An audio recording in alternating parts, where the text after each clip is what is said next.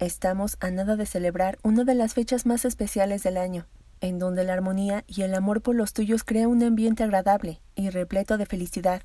O al menos eso podríamos suponer, ya que en las historias que te traigo este día, vaya que demuestran lo contrario. Y te adelanto, cada uno tiene un trasfondo aterrador que al escucharlo te quedarás sin palabras, pues lo menos que tuvieron las víctimas fue una feliz Navidad. Hola familia, ¿cómo están? Me da muchísimo gusto tenerlos por acá.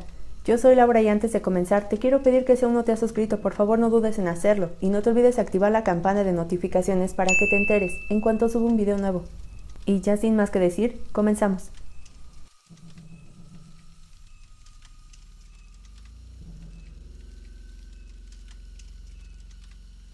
Miles de llamadas se reciben en esta fecha, todas son de suma importancia, y una de ellas pertenecía a Matthew Solomon, quien llamó angustiado a su familia de Lisa, su esposa desde hacía 3 meses, quien había salido a caminar la noche anterior y no regresó. La feliz pareja se había jurado amor eterno casi para finalizar el año 1987, a la que asistieron amigos y familiares de la pareja, quienes no paraban de decir que habían nacido el uno para el otro. La voz del hombre, en serio que se escuchaba afligida y envuelto en pánico, ya había acudido con la policía y presentó un informe de la desaparición, pero no había respuesta alguna. Junto con esto lideró los esfuerzos de búsqueda de voluntarios para dar con Lisa, y lo que más le angustiaba es que el clima helado de diciembre no ayudaba en nada, de ahí que se apoyara con perros policía, helicópteros, voluntarios y hasta psíquicos para que pudieran comunicarse con ella. La familia de Lisa fue testigo de todo el esfuerzo que hizo para encontrarla, y era de admirarse, pues se presentó a distintos medios de comunicación en donde afirmaba: «Está viva, ella está viva en alguna parte, y voy a encontrarla», al tiempo en que suplicaba a gritos que las autoridades actuaran rápido, y la respuesta que buscaba se la dieron al 6º día de búsqueda, cuando el primo de Lisa, Stephen Clark, y un policía auxiliar de la ciudad de Huntington encontraron su cuerpo metido en una gran bolsa de basura. Semejante atrocidad reflejaba la frialdad con la que se habían deshecho de ella, pues su cuerpo había sido arrojado junto a bolsas de hojas en un campo cerca de Oakwood Road. Su cadáver parcialmente vestido lucía una sudadera azul oscuro, pantalones negros y zapatillas deportivas que fueron reconocidas por Matthew Solomon. Su tío, Howard Clark, fue quien identificó el cuerpo de Lisa, pues para Matthew no era sencillo. El hombre se sumergió en un estado de shock y para sacarlo de esa situación fue ingresado de emergencia al hospital Huntington. Las causas de muerte según el médico forense del condado de Suffolk fue por estrangulamiento, una muerte llena de violencia que dejaba ver la perversa persona que estaba detrás. Por supuesto que hubo presuntos sospechosos que poco a poco fueron desechados, pero ninguno se comparó a Matthew, quien había informado que habían tenido una pequeña pelea antes de que ella desapareciera. No había ninguna pista, pero algo les decía que esa preocupación que desde un inicio mostró Matthew era más bien para que no fuera descubierto, y su intuición no estaba equivocada. Matthew, ante las acusaciones, se mantuvo firme al asegurar que era una calumnia, que la amaba por sobre todo en este mundo. Pero el 12 de enero de 1988, el sujeto fue arrestado por la policía luego de que se presentaron pruebas fehacientes, como fibras de automóvil de su cajuela, que coincidieron con las encontradas en la escena del crimen. Pero lo más escandaloso, y que lo puso en la mira de ser el culpable, fueron unas imágenes de una cámara de vigilancia de una tienda 7-Eleven, donde se veía a Matthew comprando tranquilamente bolsas de basura, del mismo tipo que usaron para envolver el cadáver de Lisa. Con esto ya no había marcha atrás, o confesaba, o le darían una pena mayor. Por ello Matthew terminó por confesar que le había causado la muerte accidentalmente a su esposa, y al ver que no se movía, entró en pánico, y la manera más sencilla de deshacerse de su cuerpo fue echándolo en una bolsa de basura negra. En su declaración de arresto dijo: «La tenía en mis brazos, me mordió el bíceps derecho, me alejé, estaba debajo de mi brazo izquierdo y caímos al suelo, puse mi brazo derecho alrededor de su cuello. Ella dijo que me odiaba, le pedí que por favor se calmara mientras la apretaba. Unos minutos más tarde, estaba tranquila». Por lo sucedido podríamos pensar que le otorgaron una larga condena, pero no fue así. El 18 de noviembre de 1988, Matthew fue condenado por los cargos de asesinato en segundo grado e indiferencia depravada a 18 años a cadena perpetua en el Centro Correccional de Otisville. Ahí se casó 2 veces e incluso tuvo una hija y prácticamente llevaba una vida plena.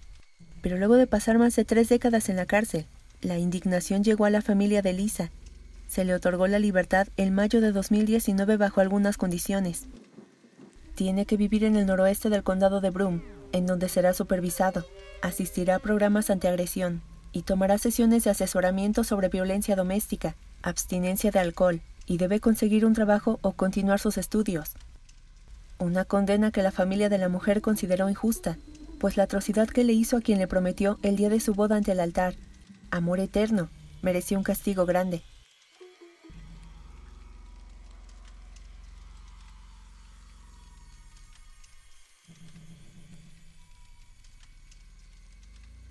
En 2002, el mundo quedó conmocionado ante el terrible caso de Laci Peterson, una joven de 27 años con un avanzado embarazo de 8 meses. De acuerdo con las averiguaciones, Scott Lee Peterson, un representante de fertilizantes, dijo que había pasado el día pescando en el puerto de Berkeley y cuando volvió a casa, su esposa no estaba.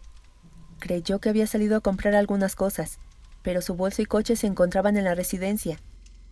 Ante esta incertidumbre, Peterson dio aviso de la desaparición a las autoridades en plena víspera de Navidad, e inmediatamente salió en medios de comunicación rodeado de su familia, así como la de su esposa, y sin dejar a un lado que los residentes de la localidad de Modesto lo estaban acompañando, y que, por cierto, fue una conferencia que causó sensación en los medios nacionales. No sería sino hasta el 2003 que los encontrarían. El día 13 de abril de 2003, fue hallado el cuerpo del bebé de sexo masculino con su cordón umbilical en la bahía de San Francisco, y un día después, un torso femenino apareció sin manos ni pies. Se le realizó la necropsia, pero no se pudieron conocer las causas de su muerte, pues el estado grave de descomposición impedía analizarlos. Solo intuyeron los fiscales que Laci Peterson pudo haber sido asfixiada o estrangulada en su domicilio, lo que les indicaba que había sufrido hasta sus últimos momentos. En un principio, Scott no fue considerado sospechoso, pero poco duraría esto, pues el 17 de enero de ese año se había dado a conocer que Peterson había tenido varios romances, especialmente con la kinesioterapeuta Amber Frey.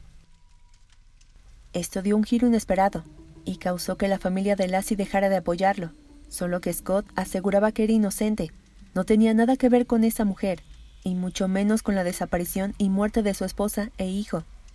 Así que recurrieron a otro método para hacerlo confesar. Amber Frey se convirtió en un testimonio clave contra Peterson, aceptando que la policía grabara sus pláticas telefónicas, con la esperanza de obtener esa confesión que tanto esperaban. Pero seguía sin aceptarlo. Y es que ¿cómo no creerle? Si el hombre era un modelo a seguir como persona, no había manera de obligarlo a confesar un crimen que continuaba afirmando no había hecho. Pero Amber Frey se presentó con la policía para declarar que 2 semanas antes de la desaparición de Laci, Scott Peterson le había dicho que había perdido a su esposa y que era viudo. Inicialmente no tomaron en cuenta las conversaciones telefónicas que había entre Peterson y Amber Frey, pero una vez que comenzó el juicio, el contenido fue escuchado, en donde se descubrió que días después de la desaparición de su mujer, Peterson le expresó que había pasado unas inolvidables vacaciones en París. El FBI formó parte de la investigación médico-legal para tener pruebas suficientes que permitieran inculpar a Scott, y el 18 de abril de 2003 fue arrestado en el estacionamiento de un campo de golf, en La Joya. Pero no lucía como antes. Su aspecto físico ya no era el mismo. Tenía el cabello y barba teñido de rubio, y portaba en su vehículo $15,000 en efectivo, 4 teléfonos celulares, equipo para acampar, una carta impresa la noche anterior indicando los lugares para llegar al trabajo de su amante Amber Frey, Viagra, así como el permiso de conducir de su hermano, por lo que la policía dedujo que Peterson planeaba huir, posiblemente hacia México. En primera instancia, Scott Peterson pidió la asesoría de un abogado de oficio, pero el aún sospechoso no tenía suficientes ingresos para pagar, así que fue Mark Geragos quien se encargó de su defensa. El juicio del pueblo del estado de California versus Scott Peterson se inició en junio de 2004. Ahí Scott estuvo atento a las pruebas para eliminar su acusación. Emitieron que Laci había sido secuestrada y tomada como rehén hasta el nacimiento de su hijo. Luego fue asesinada junto a él. Y para acabar con toda evidencia lanzaron su cuerpo a la bahía. Incluso mencionaron que el bebé había llegado a su término de gestación. Pero los forenses desecharon esto último y establecieron que el embarazo no era de término. y que el bebé falleció al mismo tiempo que Lassie. El 12 de noviembre, otro jurado declaró culpable de homicidio en primer grado, con agravantes por la muerte de su esposa. Asimismo, fue acusado por el asesinato en segundo grado por haber matado a su hijo no nato. Era perverso lo que había hecho, por lo que se pidió que Scott Peterson fuera condenado el 16 de marzo de 2005 a la pena capital, calificando el asesinato de su esposa como cruel, insensible y despiadado. Scott Peterson ingresó en la mañana del 17 de marzo de 2005 en San Quentin, una penitenciaría cerca de la bahía, en donde fue encontrado el cuerpo de Lassie. Ahí se mantiene a 643 prisioneros mientras está a la espera de la inyección letal, y Peterson constantemente está rodeado de admiradoras, que en algunos casos le han propuesto matrimonio. La Corte Suprema de California ratificó el veredicto de culpabilidad del feminicidio y solicitó a la Fiscalía nuevamente la pena de muerte, lo cual fue anulada en 2020 y cambiada por el Tribunal Supremo a cadena perpetua, pero no está del todo definido, así que solo resta esperar si es o no definitivo. Y mientras tanto, Scott asegura que fue condenado injustamente, pues no saben cómo murió exactamente su esposa e hijo. Por lo tanto, está seguro que esto podría beneficiarlo en algunos años.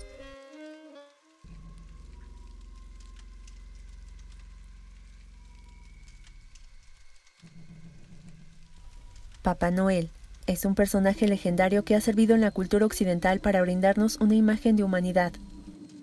¿Y por qué te menciono esto? Porque Bruce Jeffrey Pardo usó esta conocida vestimenta de Santa para acabar con la vida de sus víctimas.